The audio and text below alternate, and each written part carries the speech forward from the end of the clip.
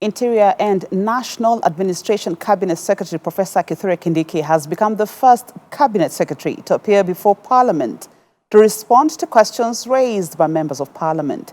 This is in a move by the government to hold to account all Cabinet Secretaries and the ministries they hold brief for.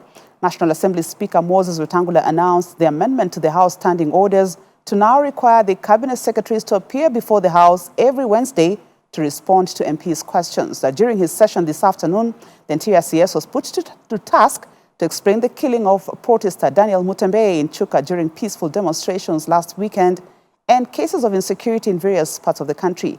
Kindiki told the House that cases of extrajudicial killings are all under active investigation. He has answered our questions, but appearing before the National Assembly plenary as the first Cabinet Secretary in the Kenya Kwanza government to be summoned to respond to questions raised by the legislators, the Interior Cabinet Secretary Professor Kithure Kindiki was tasked with responding to questions on his docket that had been on the spot over recent cases of banditry in northern parts of the country, as well as the recent anti-government demonstrations pitting the police and locals in sometimes catastrophic altercations. Last week's peaceful demonstration by Chuka residents, which led to the killing of Daniel Mutembe, was top on the list. I am informed that the High Court in Chuka has ruled in favor of the Prosecution Council and in favor of the state to cancel the anticipatory bail on the suspected killers. Banditry in northern Kenya and the loss of livestock in areas such as Baringo and Samburu were also an issue of concern, with the Interior CS pledging to table the number of stolen livestock from the region since the operation to flush out the bandits began. I didn't say I'm carrying the statistics. I said if the House directs, I can table them the House even by Tuesday. You that way? Yes, you can, Mr. Speaker, I can, if you direct, yes. I can table the statistics of recoveries from the time the operation began. In fact, we can even take it backwards a bit, 2 months before, and these 2 months when there have been an operation, and the recoveries and where and what is remaining. CS Kindiki was further quick to assure the House that efforts to strengthen the independent institutions such as the Policing Oversight Authority (IPOA) in the war against extrajudicial killings, informing the House that all cases are under investigation. We are strengthening the Independent Police Oversight Authority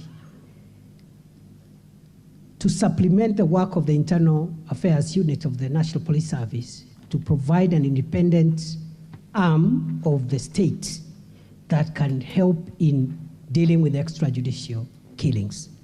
I confirm to the House, Mr. Speaker, and I assure the House and the member for Manyata that all extrajudicial instances of extrajudicial killings are actively under investigation, and the policy of this administration is zero tolerance on extrajudicial killings. The police officers are being informed accordingly that we shall not protect any officer who misuses their firearm to kill people other than what the law provides on the use of lethal force. The CS was also asked about the government's printers' inability to promptly register new births. You will see in the response, the written response which I filed before this House, Mr. Speaker, I have attached 3 letters which we have written as a ministry to the government printer, requiring them to increase the speed at which they are supplying us with Form B1s.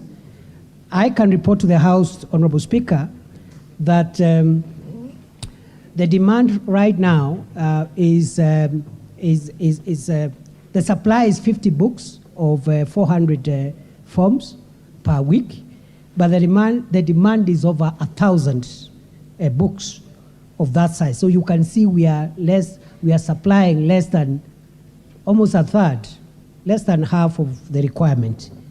While announcing the amendment to the House Standing Orders, National Assembly Speaker Moses Wetangula says Cabinet Secretaries will now appear before the House every Wednesday to respond to emerging MPs' questions. For being the pioneer CS to appear before the House.